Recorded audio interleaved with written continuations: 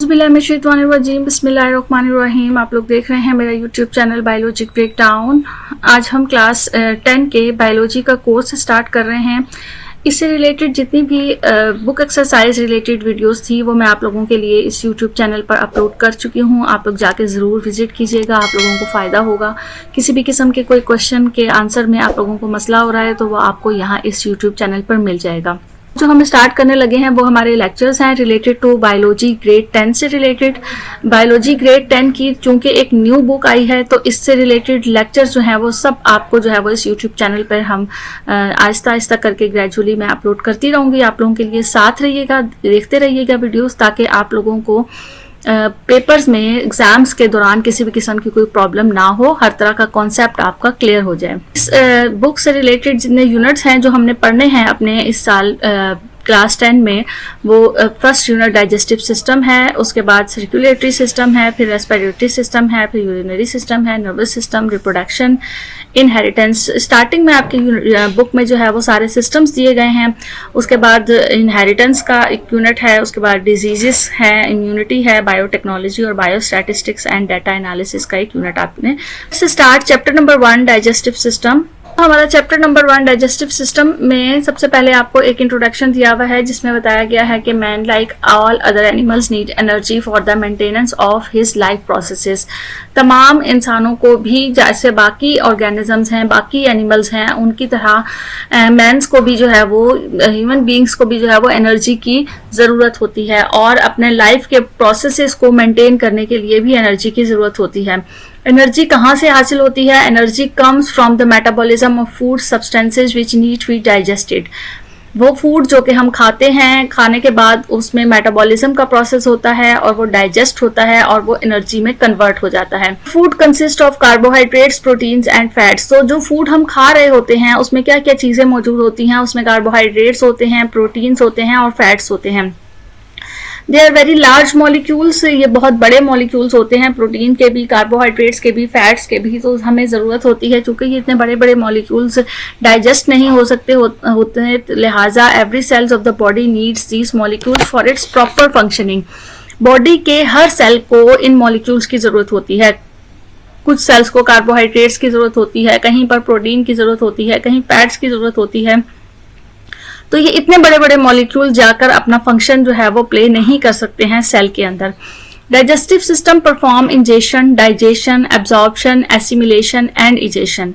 लिहाजा जब ये लार्ज मॉलिक्यूल्स को हम खाते हैं, ईट करते हैं, तो हमारी बॉडी के अंदर एक सिस्टम मौजूद होता है जो इन लार्ज मॉलिक्यूल्स को स्मॉल मॉलिक्यूल्स में कन्वर्ट करता है और उसके बाद ये स्मॉल मॉलिक्यूल्स फिर आपकी बॉडी के मुख्तलिफ सेल्स में जाकर अपना फंक्शन परफॉर्म करते हैं। अब डाइजेस्टिव सिस्टम किस तरह से काम करता है हमने यहाँ पर ये देखना है। तो डाइजेस्टिव सिस्टम के मुख्तलिफ मराहिल होते हैं जिसमें इंजेशन का प्रोसेस होता है, डाइजेशन का होता है, एब्जॉर्प्शन का होता है, यानी पहले फूड को इंजेस्ट किया जाता है, खाया जाता है, उसके बाद वो फूड डाइजेस्ट होता है और उसके बाद वो फूड एब्जॉर्ब हो जाता है। पहले हजम होता है, उसके बाद हजम होने के बाद या लिक्विड फॉर्म में आने के बाद वो फूड जो है वो ब्लड में एब्जॉर्ब हो जाता है। फिर उसकी एसिमिलेशन होती है एब्जॉर्प्शन के बाद और फिर इजेशन का प्रोसेस होता है। तो हमने 1 बाय 1 इन सारे प्रोसेस को पढ़ना है। इंजेशन, डाइजेशन, एब्जॉर्प्शन, एसिमिलेशन और इजेशन को। Taking in of the food is called egestion. अगर हम इजेशन की डेफिनेशन देखें तो taking in of food, food को लेना यानी अपनी बॉडी के अंदर फूड को करना, फूड को खाना, ग़िज़ा को हासिल करना जो है वो जो प्रोसेस होता है उसे इंजेशन कहा जाता है। The break down of large food molecules into small soluble food molecules with the help of enzymes is called digestion. और जो बड़े बड़े फूड के मॉलिक्यूल्स हैं उनकी ब्रेक डाउन होना और उनको सॉल्युबल फूड मॉलिक्यूल्स में कन्वर्ट करना, इस एंजाइम्स की मदद से कन्वर्ट करना, इस प्रोसेस को डाइजेशन कहा जाता है। When the food has been digested, the small molecules must pass out of the digestive tube into the blood and the process is called absorption. जब फूड के लार्ज मॉलिक्यूल, बड़े बड़े मॉलिक्यूल जो है वो डाइजेस्ट हो जाते हैं तो ये डाइजेस्टिव ट्यूब में से गुजरकर ब्लड में शामिल हो जाते हैं और फिर इस प्रोसेस को हम कहते हैं एब्जॉर्प्शन का process. From blood, these molecules are taken into the cells and are used for various purposes by a process called assimilation. और ब्लड में जाने के बाद ये मॉलिक्यूल्स जो है वो सेल में शामिल होते हैं और मुख्तलिफ अपने काम अंजाम देते हैं और इस प्रोसेस को हम कहते हैं assimilation. The process by which the undigested part of the food is removed out of the body is called digestion. और वो सारा फूड जो कि डाइजेस्ट नहीं हो पाता है, अनडाइजेस्टेड रह जाता है, उसको बॉडी में से रिमूव कर दिया जाता है, उस प्रोसेस को हम कहते हैं egestion. The digestive systems cannot work alone. It is helped by transport systems to take digested food from digestive tract. Digestive system जो है वो कभी भी अकेला काम नहीं कर रहा होता है, बल्कि डाइजेस्टिव सिस्टम जो है उसमें ट्रांसपोर्ट सिस्टम शामिल होता है जो कि डाइजेस्टेड फूड को ट्रांसपोर्ट करता है डाइजेस्टिव ट्यूब से बॉडी के तमाम पार्ट्स में.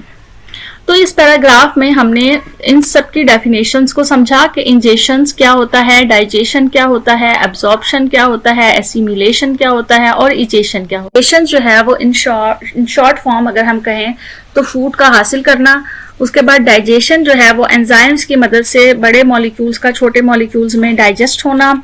उसके बाद एब्जॉर्प्शन का, जब स्मॉल मॉलिक्यूल्स हो जाते हैं और फूड लिक्विड फॉर्म में आ जाता है तो उसका ब्लड में एब्जॉर्ब होना.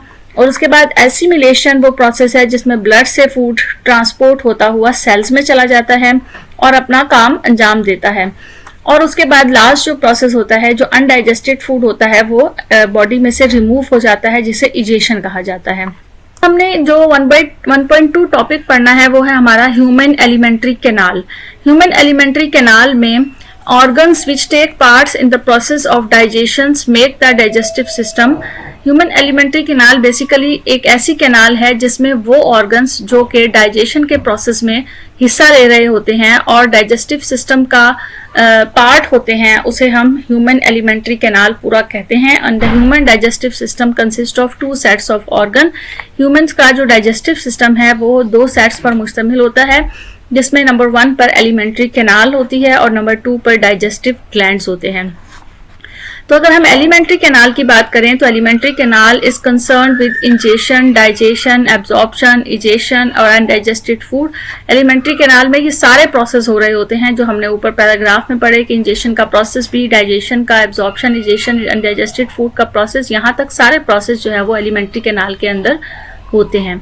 The part of the alimentary canal are mouth, oral cavity, pharynx, esophagus, stomach, small intestine and large intestine. और अगर हम एलिमेंट्री कैनाल के पार्ट्स की बात करें कि एलिमेंट्री कैनाल में कौन कौन से हिस्से होते हैं, तो उसमें माउथ से स्टार्ट होते हैं, उसके बाद ओरल कैविटी आ जाती है, उसके बाद फेरिंग्स है, फेरिंग्स के बाद oesophagus, stomach, small intestine and large intestine.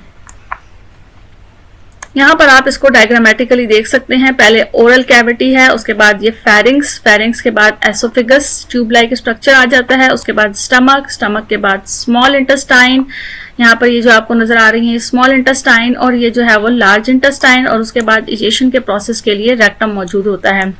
Digestive glands are associated with the alimentary canal and help in digestion. Digestive gland जो दूसरा प्रोसेस है वो भी एलिमेंट्री कैनाल के साथ ही मौजूद होते हैं और डाइजेशन में हेल्प करते हैं. Digestive glands are salivary glands, gastric glands, intestinal glands, liver and pancreas. अब digestive glands में कौन कौन से glands आते हैं? इसमें salivary glands होते हैं, गैस्ट्रिक ग्लैंड्स होते हैं, इंटेस्टाइनल ग्लैंड्स होते हैं, लिवर और पैंक्रियाज भी डाइजेस्टिव ग्लैंड्स के हिस्से होते हैं. एलिमेंट्री कैनाल जो है उसे हम गट और डाइजेस्टिव ट्रैक्ट और गैस्ट्रो इंटेस्टाइनल ट्रैक्ट भी कहते हैं. It is a continuous tube. The tube is about 9 meter long in adult. ये एक मुस्तकिल लंबी सी एक ट्यूब होती है जो कि तकरीबन 9 मीटर लॉन्ग होती है एडल्ट में. It is specialized at various points along its length. और ये अपने हर जगह पर जो है वो उसका स्ट्रक्चर स्पेशल किस्म का होता है, मुख्तलिफ लंबाई में. यानी जिस जगह फूड को जिस तरह से डाइजेस्ट होना है उसकी शेप जो है वो वहाँ उस एलिमेंट्री कैनाल की उस तरह से बनी हुई होती है. It's each region is design to carry out a different functions in the overall process of digestion. Elementary canal का हर हिस्सा जो है वो ऐसे डिजाइन हुआ होता है कि वहाँ पर मुख्तलिफ फंक्शन जो है वो परफॉर्म होने होते हैं पूरे डाइजेशन के प्रोसेस के. Alimentary canal begins from the mouth and end at the anus and it is lined internally by mucous membrane. Alimentary canal mouth से शुरू होती है और एनस पे ख़त्म होती है और ये इंटरनली अगर हम देखें तो ये म्यूकस मेम्ब्रेन के ज़रिए से जो है वो के साथ मौजूद होती है। एक हमारे छोटा सा इंट्रोडक्शन था चैप्टर वन का, जिसमें हमने जो है वो पढ़ा कि कौन कौन से प्रोसेस होते हैं, कौन कौन से स्टेप्स होते हैं जिसमें डाइजेशन का प्रोसेस होता है। ह्यूमन एलिमेंट्री कैनाल के बारे में हमने पढ़ा, डाइजेस्टिव ग्लैंड्स क्या होते हैं ये पढ़ा, ह्यूमन एलिमेंट्री कैनाल के कौन कौन से पार्ट्स होते हैं। अब हम इन पार्ट्स को वन बाय वन एक एक को डिटेल में स्टडी करेंगे नेक्स्ट वीडियो में। साथ रहिएगा इसी यूट्यूब चैनल बायोलॉजी ब्रेकडाउन पर। Thank you so much. अल्लाह हाफिज़।